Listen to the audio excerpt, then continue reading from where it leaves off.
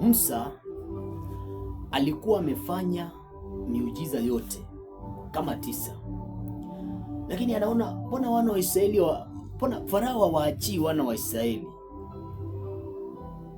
Ndio maana Mungu akamwambia bado pigo moja sasa, na hii pigo ndio ilikuja kuwatoa wana wa Israeli katika nchi ya utumwa, katika nchi ya Misri. Bwana Yesu asifiwe sana. Musa anaambiwa na Mungu hivi, kila nyumba wahakishe kwamba wamemtoa mwanakondoo, wamchinje na wapake damu katika milango yao, ili malaika wa Bwana akipita kwenye ile milango, kwenye kile kitabu cha Kutoka 13 pale, a pass over ama apite. Sijui kama umewahi kujiuliza huyu malaika anayezungumziwa hapa ni nani? Sasa Yesu hajakuwapo wakati ule alikuja hapa duniani. Yesu alikuwapo hata kabla. Bwana Yesu asifiwe sana. Yesu alikuwapo. Ndio maana nilikusomea kwenye kile kitabu cha Ufunuo mlango wa 13 na mstari wa 8. Nikaeleza kuhusiana na maandiko yanasema mwanakondoo aliyechinjwa hata kabla ya kuwekwa kwa misingi ya ulimwengu. Yesu alikuwapo hata kabla haja kuja hapa duniani katika umbile ya mwanadamu ama akiwa na mwili wa mwanadamu alikuwapo, lakini alikuwa anaitwa mwanakondoo, alikuwa anaitwa neno. Ndio maana maandiko yanasema hapo mwanzo kulikuwako na neno. Maandiko kwenye kitabu cha Ufunuo 13 hapa nimesoma, maandiko yanasema ya kwamba anaongelea kuhusiana mwanakondoo aliyechinjwa hata kabla ya kuwekwa kwa misingi ya ulimwengu. Bwana Yesu asifiwe sana. Sasa Musa ametumwa na Yesu ili awakomboe wana wa Israeli watoke katika nchi ya utumwa. Ametumwa na Mungu. Lakini hapa kuna swala la wakombolewe, maana hawajakamatwa kimwili, wamekamatwa kiroho. Kuna maroho za majoka zimewakamata kule. Sasa ili awatoe kule, anahitaji damu ihusike, maana amejaribu mambo yote.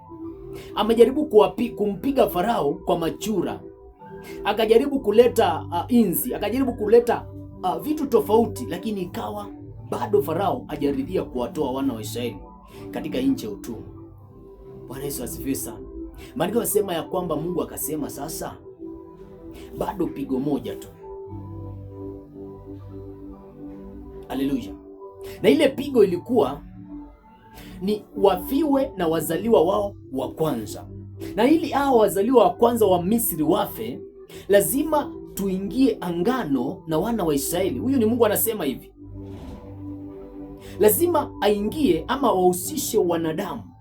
Kila wakati Mungu akitaka kufanya jambo kwenye maisha ya mtu, huwa anatakanga ushirikiano wa mtu mwenyewe. Kuna sentensi ambao hapa duniani ipo sana na inatumika sana, ingawaje katika Biblia haipo, nilitafuta haipo, ya kwamba Mungu anasaidia yule ambaye anamsaidia. Haipo kwenye Biblia, lakini leo hii nitaitumia kwa sababu Mungu ili atake kuwasaidia wana wa Israeli ilibidi awahusishe wao wenyewe. Maana Mungu anataka kuwatoa, lakini anataka ushirikiano, anataka aone kama wenyewe wanataka kutoka.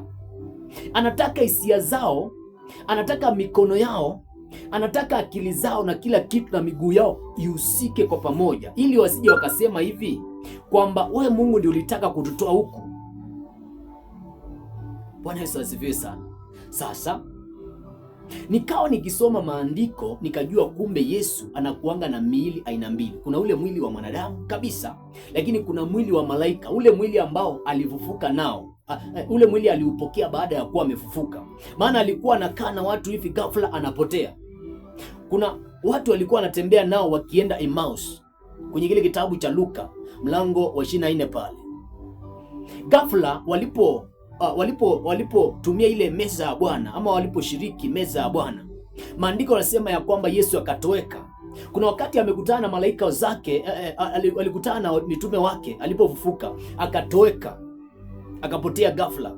Sio mara moja ama mara mbili, ni mara tofauti ambao alikuwa anakutana na mitume wake, anakutana na watu baada ya kuwa amefufuka na anapotea. Ina maana kwamba hapo alikuwa na malaika, alikuwa na mwili wa malaika.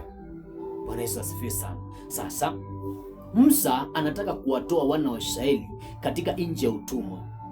Sasa lazima wamuactivate Yesu katika umbile lake la malaika, ama waactivate Yesu akuje kwenye ule mwili wa malaika ili awakomboe. Ndio maana ile neno Passover, ndio maana ile neno kutoka. Bwana Yesu asifiwe sana. Na ili wamuactivate lazima waingie na angano na Yesu, lazima waingie na angano na Yesu, ambao ile angano ni angano la damu, ili waunganike na Yesu. Sasa akuje usiku wa manane, auwe wazaliwa wa kwanza, maana Yesu ni mzaliwa wa kwanza wa Mungu. Sasa lazima waingie na angano na wana wa Israeli. Kila boma lazima wakuwe wamechinja mwanakondoo na wamepaka damu katika milango, na hii ilikuwa inadhihirisha number one ya kwamba Yesu ili afanye kazi katika maisha ya mwanadamu, ili Yesu ukapate kuunganika na yeye, lazima ujue the power ama nguvu iliyomo katika damu yake. Ili Yesu akutoe kwenye angano ambayo imekufunga, ile angano ambayo Musa alikuwa amefungwa Misri na majoka ya Misri, ilikuwa ni lazima Musa ajue kwamba haya matukio yote ya kwamba nyoka, ya kwamba vimbo imebadilika ikawa nyoka, haiwezi ikamtoa, lakini angano la damu ndio inaweza likamtoa pale. Lazima amshirikishe Yesu kupitia kwa damu. Sijui kama naeleweka. Bwana Yesu asifiwe sana. Kwa hivyo kila angano ndio utoke katika angano fulani kwenye maisha yako na uingie na angano na Yesu, inakuanga ni lazima umshirikishe Yesu kupitia kwa damu yake. Lazima umshirikishe Yesu ukiwa na ufahamu wa damu ya Yesu Kristo. Sasa hapa damu imetumika, wana wa Israeli wametoka katika nchi ya nini? Nchi ya utumwa ambao ni nchi ya Misri. Kwa hivyo, kwa sababu damu hapo ilitumika katika kuwatoa katika Misri, ile damu ya mwanakondoo. Yesu amepita kwa ule mwili wa malaika kwenye nyumba ya Misri, wote akaua wazaliwa wa kwanza. Sasa wametoka katika nchi ya Misri, wakiwa wanatembea barabarani, maandiko yanasema ya kwamba wakakutana na bahari ya Shamu.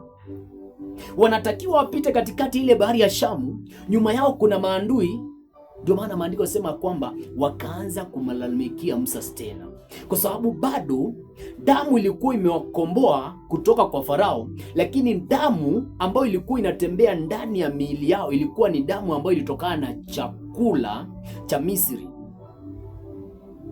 Kumbe mtu anaweza akakombolewa akatoka katika utumwa, lakini kwa sababu damu ambao ni ya kule umetoka katika falme za giza, bado hiyo damu inakudai tena. Na hapo ndio sasa unafaa ukuje ujue the power ama nguvu ya kutumia meza ya Bwana ama kushiriki meza ya Bwana, ili kwamba ikomboe damu yako ambayo iko ndani yako, ya kwamba usije ukawa na vifungo. Wana wa Israeli walitolewa katika nchi ya utumwa katika mikono ya Farao, lakini damu zao hazikukombolewa. Ndio maana ukisoma maandiko utaona kwamba Ibrahimu alipokuwa anaelezwa na Mungu, anaambiwa kwamba wanao wataenda katika nchi ya utumwa, lakini kizazi cha 4 ndio kitafanikiwa kuingia katika nchi ya Kanaani. Kwa sababu hiki kizazi kiko hapa katikati, cha kwanza, cha pili, cha tatu. Hao watu damu zao bado zinadaiwa na Misri. Damu zao bado zinatamani Misri. Damu zao bado zinazungumza kuhusiana Misri, maana damu huwa inazungumza. Bwana Yesu asifiwe sana. Haleluya.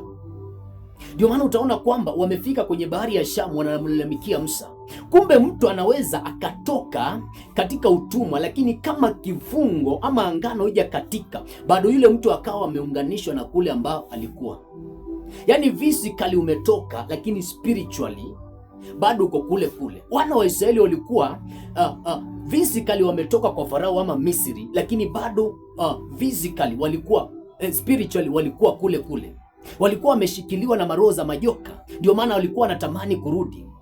Kama ukijua kutumia damu ya Yesu Kristo, itakomboa roho yako, mwili wako na nafsi yako na kila kitu kwenye maisha yako. Unatoka katika utumwa wa watu waliokukamata mahali pamoja.